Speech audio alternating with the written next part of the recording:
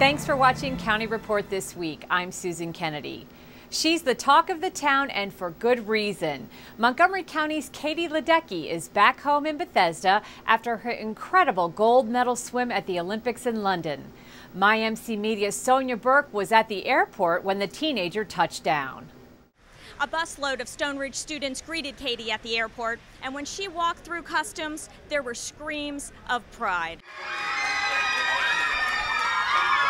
The 15-year-old Olympic champion rushed into the arms of her cheering classmates. I knew there were going to be a few people here. Wasn't sure how many, but this was amazing. By now, everyone knows how this teenager spent her summer vacation, winning the 800-meter freestyle and breaking a 23-year-old American record. But hearing her describe the highlight never grows old. Touching the wall on that finish at the finals. Talk about a souvenir. There was even more excitement when she put on her shiny gold medal. Very humble, like she never talked about it much, but yeah, we just see her from across the classroom, just like being all studious, and now we see her on TV. It's something that you wouldn't imagine happening. Yeah. Almost like a Disney movie. I hear it all the time, people saying, well, if Katie can do that, then I can do something great too. In between posing for photos and signing autographs, Katie is also looking forward to getting some rest and eating home-cooked meals. She also wants to get back in the pool. I think she told me she can't wait to get back in the water, and she'll probably get back in this week. So I'm taking a little break, but probably this week, maybe tomorrow. I don't know. We'll see. Later this month, the swimming sensation heads back to high school for her sophomore year. Everybody wants to welcome her back. I think that she's going to take this victory in stride, and that she will continue to be a gracious young woman who exhibits intellect and faith and a great community spirit, even though she is this world champion. As for her future outside of the pool? I don't know. I've always wanted to be a doctor, so we'll see if that continues. At Dulles International Airport, I'm Sonia Burke reporting. Again, our congratulations to Katie. Dozens of Montgomery County residents attended a 4-hour public hearing hosted by the Maryland Public Service Commission on August 7th at the Council Office Building to discuss the power outages that followed the June 29th derecho. Once again, Sonia Burke reports. Montgomery County residents filed into the council chambers to sound off at the Maryland Public Service Commission about the power outages that followed the June 29th storm. We had massive power outages, some for the entire week, from Friday night until the following Friday afternoon. That is unconscionable in Montgomery County. Pepco's a joke. It has no clue as to what it should do to be prepared for an outage. The city is extremely concerned about issues with Pepco. During the 4-hour-plus meeting, residents targeted some of their criticism at the PSC. What they need is to enforce the power that they have, and they aren't doing it. I don't know why they're not doing it, but they need to do it. We need to know, as consumers of electric power, that Pepco puts the consumer first and not their stockholders. Can the legislators protect us from this monopoly? And I think not. And I think the only thing that can protect us is the Public Service Commission. Well, I want to shock the PSC. I mean, we came so close in this last storm to a major health safety calamity. We had 91% of the nursing homes out, 93% of the assisted living facilities out. We had our water systems basically without power, more than half the roads down. So we were facing a crisis situation, and we're going to see it again. And we got to basically shake things up. Several county officials attended the meeting, including council members Nancy Florine and Hans Reamer, who were both tweeting out some of the highlights to their online followers. I was trying out tweeting tonight. I really think it's important and incumbent upon us to listen to our residents. You can count on Montgomery County residents to look at problems and come up with solutions. If you missed the public hearing, you can still submit written comments to the PSC with the case name and number on it before September 10th. For more information, visit the PSC's website. In Rockville, I'm Sonia Burke reporting. County Executive Ike Leggett has announced a pilot project designed to expand the local economy by supporting agriculture entrepreneurs. The new Farmer Pilot Project is a unique approach to training and mentoring new farmers to start new sustainable farms in the Montgomery County Ag Reserve. The event was held at the Red Wiggler Farm. Despite the fact that we have nearly 1 million people here in Montgomery County and the hub of this urban area, we have preserved great farmland. We have great farmers. But that did not happen simply because of the people in Annapolis or in Rockville per se. It happened as a result of people who believe in farming, believe in this great heritage that we have, who understand the value of the land, who want to preserve our environment. And so what we do today is simply an extension of that, and we have them to thank for. When it comes to situations like this where we have an opportunity to encourage and support people that are looking to farm, that's what's going to ensure the success of our agricultural reserve. The County Council has moved ahead with a measure that deals with a proposed charter amendment that will be on the November ballot. If approved by the voters, this charter amendment would allow the county to establish a program that would hire certain disabled residents directly into county jobs. Councilmember Phil Andrews is the lead supporter of this ballot amendment. The council is giving final approval to a ballot charter amendment, actually, that would enable the county to establish and bring on people with severe disabilities who are qualified for county positions into those positions. Right now, unless we amend the charter, we do not have that flexibility. The federal government already does, and they do a very good job of bringing qualified people with significant disabilities into federal government jobs. The reason that's important to do is that the unemployment rate and underemployment rate among people with disabilities is far higher than the general population. And the more that we can do to promote employment of people with disabilities, the better it is, not just for them, but for the community as a whole, because then they're not dependent on government services. So this is something that is a win-win. It will be on the ballot this fall, and I certainly hope that the voters in Montgomery County will give the county this authority, and then we would implement the measure through legislation, through the regular public process to address the details of it. The Montgomery County Agricultural Fair is Maryland's leading county fair. This 9-day event showcases entertainment, livestock, rides, food, and exhibits. This is one of the largest single events in the Washington, D.C. area and an annual tradition for 64 years, and the gates are open. Build it, sow it, grow it, show it. That's the theme of this year's Montgomery County Fair. It's the 64th anniversary of this annual event. And this year, more than 20,000 registered contestants are participating. They're here to show the best of the best. These kids have worked all year long to raise their animals, to groom their animals, and train their animals so they can perform in shows for the public that come to watch and to win premium ribbons and actually some prize money. The Montgomery County Fair is the biggest of its kind in the state of Maryland. This celebration of agriculture in Montgomery County is a showcase for future farmers of America and 4-H leaders. The fair is completely run by volunteers. They number 1,000 who spend as much as 100 hours each to prepare and run the fair. This is the largest volunteer-driven fair in the United States of America. We will log in over 1,000 volunteers doing work during the fair. Many of the folks people see here during the fair are in fact volunteers. Of course, kids abound during Fair Week. To them, it's heaven on earth. It's a chance for them to see animals, ride the carnival ride, and eat the fair food. Fried Oreos and funnel cakes are always very popular. This is what childhood memories are made of. One of the most popular attractions for every age is the birthing center, where several calves are born during Fair Week. But as SearchEck tells us, the fair is a vital part of the county business community as the agriculture educator for Montgomery County and surrounding areas. Well, the agricultural education piece is our mission statement. We have a dairy bar here. We also have a milking parlor and a birthing center. And the purposes of those pieces of the fair are to teach folks about where their milk comes from, how animals are raised, and the importance that they have to our livelihoods each day.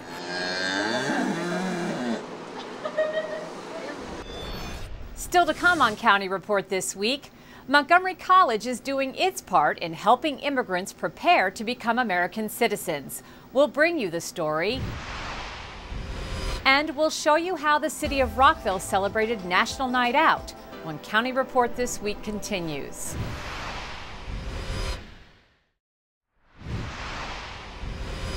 Welcome back to County Report This Week. Rockville hosted its 29th annual National Night Out, a nationwide event designed to build community relationships and support crime prevention. Let's check out all the neighborhood fun from our sister station, Rockville 11. This is National Night Out.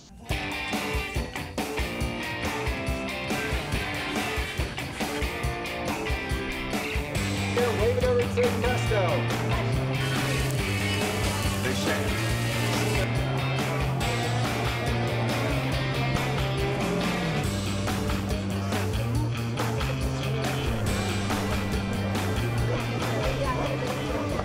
National Night Out is a way to actually engage the community. It's something that is very important for the city of Rockville, which is the safety of its residents. And by doing National Night Out, we encourage everyone to come out, to have a great time, to meet their neighbors, and also to talk about, what are the issues that are important for the community. It's a lovely night, and it's a great way to remind the neighborhood that they can take over the streets and keep crime at a minimum and show the city and themselves that they are related to one another and can protect one another.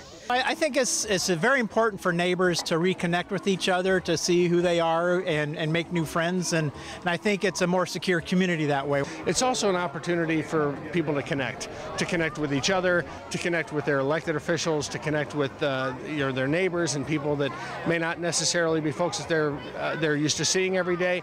And it's really a wonderful opportunity to share some great times, great food, and great fellowship. National Night Out is important for all of us because we get to know each other as community, as individuals, not just passing by on the street, and that's how we communicate with each other. Things in the neighborhood that you might need to know, or somebody needs help with something, and if you're friends with your neighbors, then we have a much better community. Things have been going great. It's the neighborhood taking back the streets, being out, meeting one another, just having a very good time, showing the world that their community is a very safe place for everybody to be out at night. So we're delighted. The Gaithersburg City Council has unanimously approved a resolution to annex the 28-acre Sears property along Shady Grove Road. The approval comes despite vigorous opposition from officials from Rockville who are apprehensive about future plans for the property. The piece of property is located along a parcel of unincorporated land between the two cities. Gaithersburg was first to declare their intention to the land back in 2009. Now, I respect the passion of my friends on the Rockville Mayor and Council as they try to do what they think is in the best interest of their city. But the reality is this. Rockville has absolutely no claim to this property, which is not in Rockville, does not border Rockville, and whose owner does not want to be in Rockville. Now, I want to reiterate that while my comments here may sound strong, they're made in the spirit of a respectful debate. And in fact, I want to thank Rockville City Council member Bridget Newton, who reached out today to share that sentiment of civil discourse with us as well. I certainly welcome the opportunity to meet with Rockville and any other interested parties to discuss ways to improve this process in the future. But as for the present issue that's before us tonight, I'm going to vote in favor of annexation, and it's a matter of law and it's a matter of policy, and I want to make sure folks knew that's why. Ground has officially been broken for the new Travilah Fire Station number 32. The new state-of-the-art one-story facility will serve about 40,000 people within a 13-square-mile area. The station will be located at the intersection of Darnestown and Shady Grove Roads, one of the fastest-growing areas in the county. The facility will be constructed with the environment in mind, and when it's complete, will be LEED Silver certified. The new Travilah Fire Station is expected to be complete at the end of 2013. The new station, a state-of-the-art station, will help us address our current and future needs in this area. It will serve a 13-square-mile radius in this area and will reduce the critical response time, and that's important. This is where we need a fire station. This is a response area that we don't have enough fire and rescue and EMS coverage, and we need to do something right away. Well, that urgency was met with open ears and open arms from our county executive and from Mr. Andrews and the rest of the county council, and this project got legs very, very quickly, and funding also to make it happen. In the area, there are an increasing number of people looking to become naturalized citizens of the United States, but the process can be a bit confusing. Luckily, Montgomery College provides a program that can help. The Montgomery College Citizenship Preparation Program helps green card holders prepare for the naturalization interview and exam. The naturalization process takes about 20 minutes from start to finish. Applicants will be tested on their English reading, writing, and oral abilities, as well as on the history and government of the United States. We cannot help anybody prepare the N400. We can help students to understand the words and the meaning of the N400 application, but we do not help with the application. The instructors within the program are just phenomenal. All of them come with a background in TESOL. They all have a background in teaching history or social studies. Without them, none of this would be possible.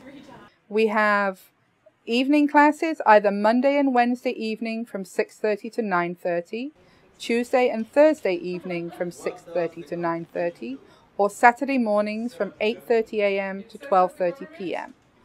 All of the courses run for 60 hours, and they are taught at either our Westfield South location, which is located in Wheaton, or at our Rockville campus. The classes in the evenings run for 10 weeks, and the classes on a Saturday run for 15 weeks. To find out more about the Citizenship Preparation Program or to register for classes, go to montgomerycollege.edu. Up next on County Report, we'll visit with the Mayor of Kensington and find out more about this historic community just off the Beltway. Stay with us.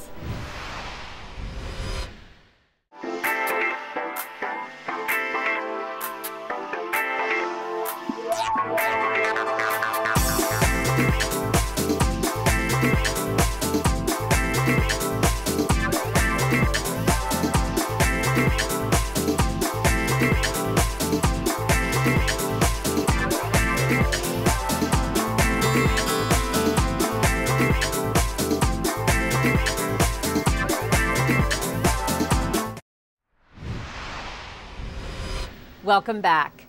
The Montgomery County Board of Elections is seeking school-age students, grades 6 to 12, to serve as Election Day student aides during the 2012 presidential general election, Tuesday, November 6th. This program is available to all students within a public, private, independent, religious, or homeschool setting located here in Montgomery County. U.S. citizenship is not a prerequisite to participate. Interested parents and guardians can register their student before October 1st online by visiting the Montgomery County Board of Elections website at 777vote.org. The town of Kensington was founded in 1894, and today it's home to more than 2,000 residents. Recently, the town held its elections, and Peter Fosselman was elected to his 4th term as mayor. Mayor Fosselman is here to bring us up to date with what's happening in the town of Kensington. Mr. Mayor, thank you so much for being with us today. Thank you for having me. Congratulations on your 4th term. Tell me a little bit about some of your goals as you take on this new term as mayor. Well, you know, one of the clear referendums from the recent town election was the revitalization of the town. As you know, we had a rather lengthy process with our master plan over the past 4 years, and folks really want to see some changes to the town in terms of revitalizing some more services, more options for eating, and so forth. And so we're really beginning to work with local developers, bankers, real estate agents, and deal makers in the area, Washington area, and from some other parts of the country to try to put some things together to better the town. What are some of those key components as you see them in that new sector plan that are really going to make Kensington what folks are hoping? Well, Susan, public amenities is probably the primary goal. The town does have several parks. We have 8 parks, which is a lot for a small town. But we don't have a lot of green space where folks can sit and do people watching, enjoy the shade and the trees along the streets and so forth. And we'd like some better amenities with reference to the green space, maybe some bicycle paths. Clearly there will be some transportation solutions that will be addressed once development is underway. It's part of the amenity process. and just all around services in general. We lack restaurants. We do not have a lot of restaurants, and that was one of the #1 things in the polls and the statistics that people came back with. And I know traffic, you just mentioned transportation. Connecticut Avenue can be quite a bottleneck there in Kensington. How is that being addressed in this plan? Well, at the moment, there's some short-term solutions going on. We have some problems there at the intersection of Connecticut and Knowles, the intersections of Connecticut and Pliers Mill. Both of those areas are owned by the state, controlled by the state, with the county's assistance in traffic control and traffic lighting. And so we've been working with those two entities to come up with some solutions. There's some repaving going on. We have some new red light cameras in, some better actual signals that have been put in. And then long term, we're looking at some solutions such as lane widening, the bus rapid transit system, and then undergrounding Howard Avenue under Connecticut Avenue to create a sort of thoroughfare to connect the east and west side of town. Okay, it sounds like a lot of good things are going to be happening in Kensington. I want to thank you very much for coming out to talk to us today. Mayor Peter Fosselman, Kensington. When we come back, it's one of the biggest weeks in cable television, and it's produced right here in Montgomery County. We'll talk to the executive producer of Shark Week. And Kathy Stanhope will be here with our Pet of the Week. We'll be right back.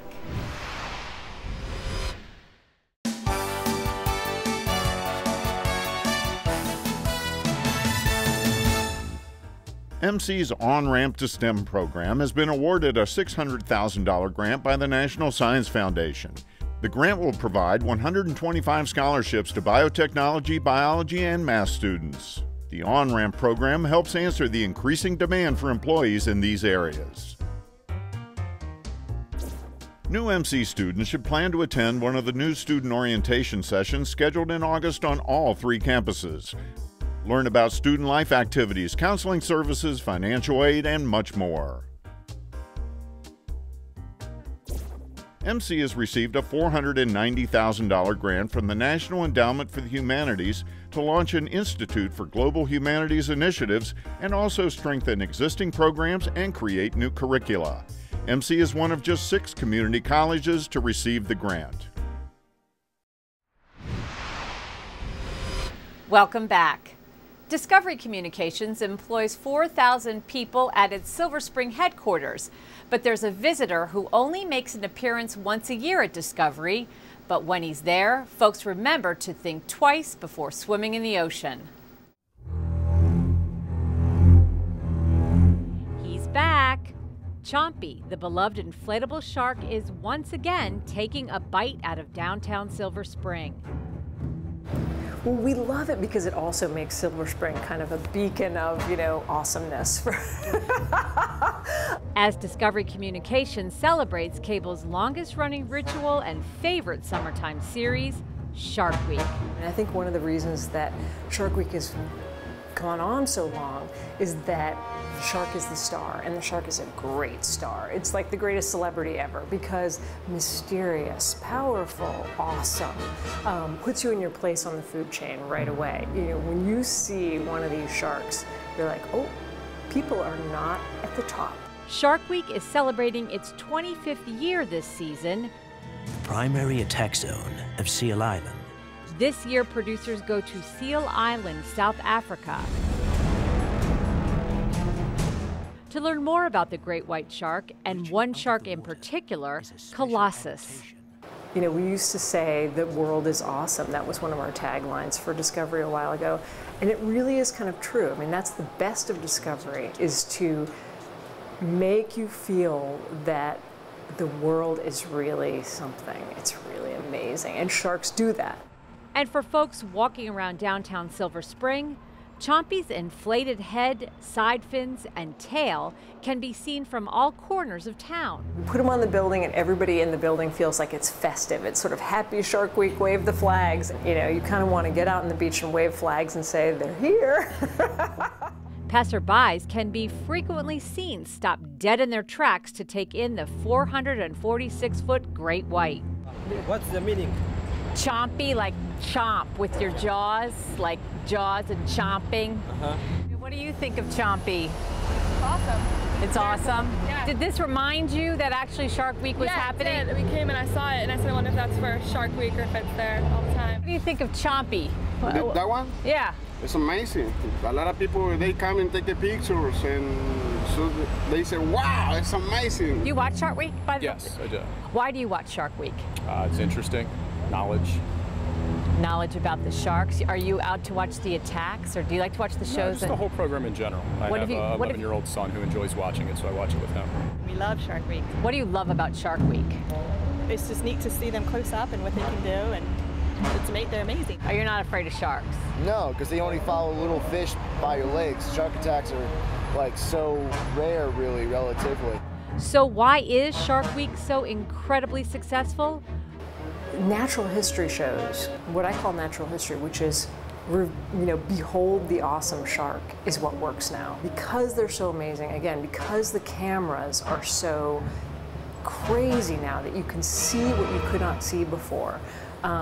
It's really made an entirely new kind of step in the way that we tell this, and the ratings have gone up since we started showing more of the shark. Shark Week runs through the week of August 12th on the Discovery Channel. In our Pet of the Week segment this week, Kathy Stanhope has a female cat named Taffeta who needs someone to give her a good home. This is Kathy Stanhope with your Pet of the Week at the Montgomery County Humane Society. And this lovely, elegant lady right here is Taffeta. Taffeta is a lovely cat who's looking for a home. She is about 7 or 8 years old, and she can go on for another at least 8, 9, even 10 years. I've had cats live to 20 and 21. So even though she's 7 years old, if you adopt Taffeta, you will be adopting a mature, elegant lady who really like a little person. She listens when I talk to her. She's just a lot of fun, and she likes to cuddle. She's not particularly good with little kids, but if you have children, maybe tweens or teens, she would love to fit right into your hold. She likes to cuddle, she likes to play with toys, and she likes everyone she meets except, like I said, little kids. For some reason, she doesn't seem to be too fond of the youngsters. But she is a great cat, Taffeta here. So come on down to the shelter and meet Taffeta, or you can visit her on the web at mcumaine.org, or you can give us a call at 240-773-5967. And remember, we're always looking for donations of towels, blankets, things like that, so the animals can have something soft to sleep on when they're in the cages. So bring your towels, blankets, old beach towels, something like that, old rugs, down to the shelter, and we'd love to take them off your hands. And finally, the fall issue of the Montgomery County Guide for Recreation and Parks program is now available. Recreation will begin accepting registrations for its fall programs and classes on Monday, August 13th. Registration for swim lessons opens on August 15th. Residents are encouraged to register early, as many of these programs do fill up quickly. For more information, you can call 240-777-6840. Well, that wraps up this edition of County Report This Week. Be sure to tune in again next week for a look at what's going on inside Montgomery County. And if you are social networking, you can like us on Facebook. I'm Susan Kenedy. Have a great week.